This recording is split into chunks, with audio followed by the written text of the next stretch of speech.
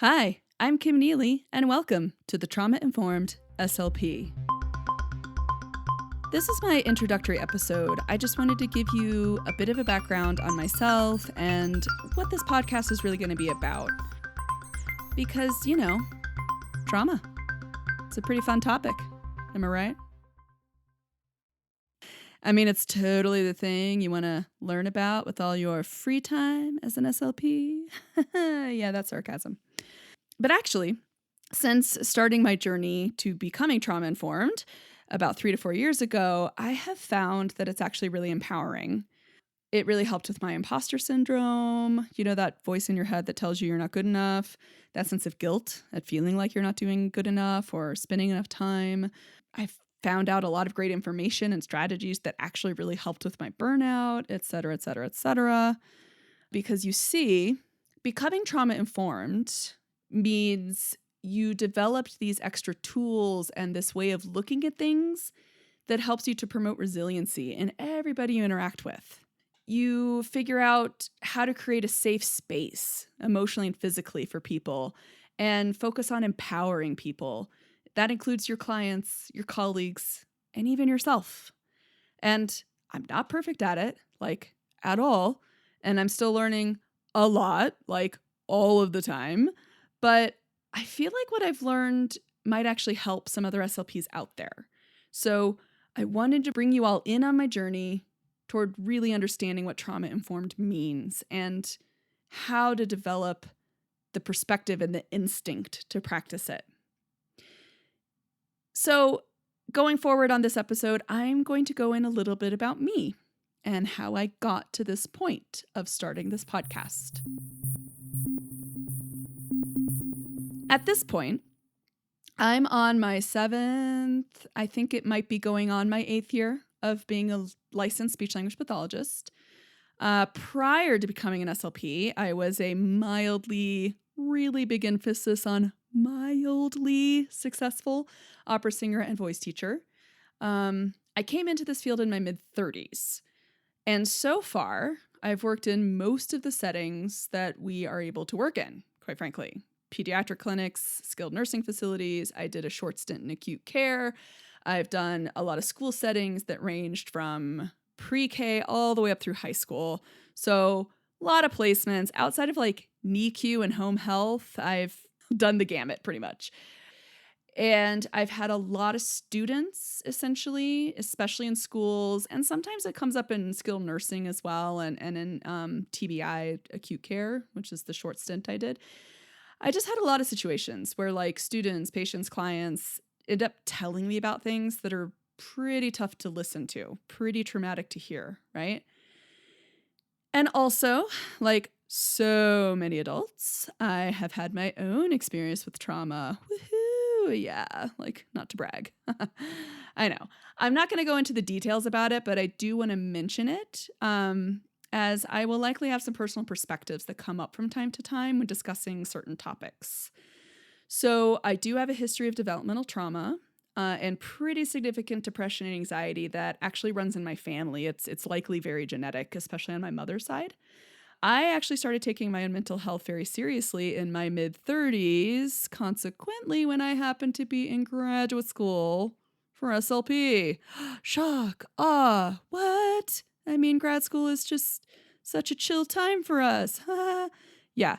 So I started seeing a counselor at the university that I went to, University of Arizona, and she was really fantastic. And I saw her for a couple of years. I really made a whole lot of strides, though, once I started taking some medication for the depression and anxiety about 1.5 years after starting therapy, because medication is what actually helped my brain to listen to me. I was actually able to redirect the thoughts, which is the biggest part of what you're trying to do with counseling, but it was very difficult to do until I started taking medicine. Then it was it's my mind is actually listening to this metacognitive higher level part of me that says, hey, you can just calm down. And then it does. It's kind of awesome. Okay. At least from my experience. It's not everybody's experience, but another little thing about me, I'm also the ADHD flavor of neurodivergent. I was diagnosed very late in life, actually over the past really couple years, as so many females are. This means I actually experienced a lot of the social isolation and the stigma that comes from ADHD. And I tried to keep up a really consistent, like, mask for people and then fail to mask, which I just wanted to bring up because it's kind of important, right? It's a perspective I'll probably bring into when talking about neurodivergency. That is all to say, I'm well into my own personal mental health / trauma healing journey. And now I can confidently say I am a recovering perseverator of my failures and constantly apologizing for existing, or I don't know. I don't really know a better way to put that, but you know what I mean. And this personal journey of mine, like timing wise, it just kind of dovetailed right into my journey to discovering what trauma informed means. See, I didn't actually lose the thread this time. I circled back around, you guys. ADHD magic. So, when I first heard about trauma-informed care, I started the way most people would. I Googled it. I found a lot of websites. And a lot of them gave a really broad general definition of it. Like websites that would basically say, like, our office staff will treat you with respect because we use trauma-informed care. But my neurodivergent brain is like really not content with just a fuzzy general grasp of a concept. So I started going even deeper and I looked into Google Scholar and I looked up a lot of .org and .gov websites and ended up finding a whole lot of in-depth info on trauma-informed care. But the majority of the in-depth things I found were written specifically for mental health providers providing direct trauma treatment. Of which, although I went through my own direct treatment, I am not someone who wants to provide that direct treatment. It is not in my scope of practice, and I really like staying within my scope of practice. Thank you very, very much. So, the issue I was having as I was looking into all of this on my own is that general non-mental health professional descriptions, it doesn't really help me when I spend, an hour a week, maybe 30 minutes a week or so with clients and students, patients, right? And our sessions are all about communication and training communication. So outside of mental health professionals, SLPs probably spend like the most one-to-one time just communicating and training communication with their clients, So things come up. For the clients who have a effective communication modality, they come up. They're big things. They have big things that occur in their life. They have big changes. They have big events that happen, and they want to tell somebody about it. So it makes sense that they tell us, right? It makes sense that if my high school students trust me, I'd be the first person they tell about traumatic events. So trigger warning here, but in high school, like having some of my cis girls tell me about sexual assault and things that do happen, right? And getting them plugged into the mental health people, of course, on campus. But I felt like as an SLP, I just needed to know where those professional boundaries are when I'm in those moments, when you're having those discussions, when the person is in your office and they're crying and maybe they're triggering because they're reliving their memories or whatever it is. I just wanted to know, how can I help my clients the most effectively in these situations without stepping outside of my boundaries and or saying something that might actually be more psychologically like harmful than helpful, right? And then given the fruitless Google searching, I needed more, quite frankly. I had to go even deeper. Like I had to ramp up my hyperfixation superpower and just dive into some educational courses, basically, on trauma-informed care. So I did take a few short online workshops during the initial COVID-19 shutdown, but they weren't quite as deep as I wanted, and they were still very much geared toward mental health professionals. So I ended up taking a graduate level course at Colorado State University. It's called Trauma-Informed Care. It was mainly designed for working mental health professionals, so like counselors and social workers and like graduate students in a mental health program. But I took it and I was the only SLP, so like represent SLP. Yeah, pretty much. And that actually helped a lot because there was a section in the course where they started talking more about direct trauma treatment for mental health professionals, which it's a funky thing about my ADHD brain. It's like I need the entire thing mapped out so that I know where I don't want to go, if that makes sense, right?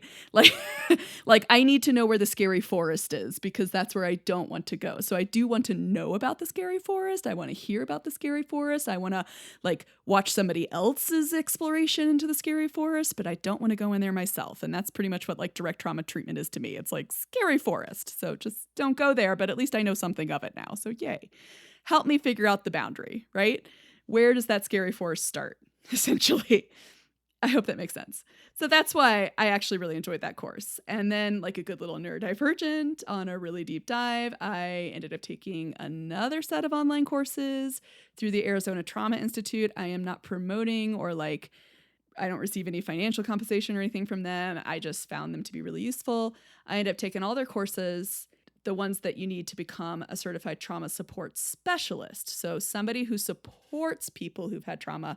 I'm not someone who treats the trauma, which is great. And I'm still honestly taking some of their other web-based courses because I just think they've just been really useful and helpful, and I've really enjoyed their content. So I can put a link in the show notes to that website for you guys, but I'm not really necessarily promoting it. I just found it really useful. So in this whole like going deep thing, what I discovered is that trauma-informed care is just really huge. It's a lot bigger. It's a lot broader of a topic and a concept than what I've seen discussed in the SLP world thus far. I know there's an national leader dedicated to it. I've read those articles. I know that some other SLP podcasts mention it. I know that you see it in reference to the neurodivergency movement a lot, right? But it's actually really huge because it is an entire framework of how to interact in a supportive way and how to promote resiliency in like every single human you interact with, which is pretty big, right? It's pretty broad. So it does encompass things like the neurodiversity movement and presuming competence, but it also encompasses things like cultural competency when working with certain minority groups, toxic work environments, and what organizational structures lead to a toxic work environment. Professional burnout is a huge one. Secondary trauma response, which can basically be part of the aspect of professional burnout. That's a huge thing, right? So it's all really super important stuff that all falls under this umbrella of trauma-informed care. And I really found that having this big picture paradigm, having a way to look at all these really what seem to be unconnected topics and placing them under a single like conceptual umbrella was really helpful to me. It helped me understand things. It gave me a great way to integrate new perspectives. And it helped me really just navigate all these different areas, you know, and just generally feel a little less scared, quite frankly, about applying things like cultural competency and, and things like that, you know, and presuming competence. So I really think every SLP would benefit from knowing about trauma-informed care and knowing about the big picture of it and how to implement it in our practice, regardless of whatever specialty area we're in, because it really does have to do with interacting with people in general. So it can be in medical, it can be in schools, it can be with little kids, it can be with adults, it can be within everybody. But like, it's kind of a big ask to have working SLPs try to look this up themselves, right? I mean, SLPs are kind of busy, right? You guys are a little busy out there. So it would be silly to expect SLPs to take all this time that I took, right? So the good news for you guys, I guess, is that I don't just have the ADHD superpower of hyperfixation. I also have a real love for info dumping, for dumping out this information I learn and teaching people and instructing people and also just discussing things with people. I just get so intellectually curious about so many things. So that brings me to starting up this podcast. I decided on a podcast because I personally listen to podcasts a lot. I did it a lot, like especially in schools when I had to do those really repetitive things about billing or spreadsheets, like something really like, that my ADHD brain was like, oh no, this is too repetitive. So I would listen to podcasts. I love listening to them on like commutes and things like that, right? Or maybe when you're doing chores that you don't want to do. So it's a format you can just sit back and just listen and let it wash over you. I will put links to references and things in the show notes if you wish to go deeper, but you don't have to. You can just sit back and enjoy, I guess, as much as you can. because really we're just trying to learn how to build resiliency in people and what it means to encourage emotional and physical safety in the people we interact with, including in ourselves, So I hope you end up enjoying it. I hope to publish an episode bi-weekly at minimum, possibly once a week, depending on how good I get at editing. This is all very new to me. But my first round of episodes are going to be really informational ones where I give the foundational information, most of that foundational information that I learned in that graduate course and also on the courses I took to be a certified trauma support specialist. I just want to go over some of those things in this type of format where you can just listen and just take in things at your own time and at your own pace. This is a very long introductory episode. I'm so sorry about that, but I felt like I had a lot to say. So join me for those. And then eventually I'm hoping this will become less of a solo podcast and more of a open discussion with co-hosts and perhaps interviews with certain specialists in our field and things like that. And just getting that broader perspective of what other people see and what they experience and how they perceive trauma-informed care and how it can help improve all of our outcomes and therapy and services and also just emotional health and mental health in the long run. I hope you all have a wonderful week or two, and please join me back as we all take this journey together on how to become trauma-informed SLPs.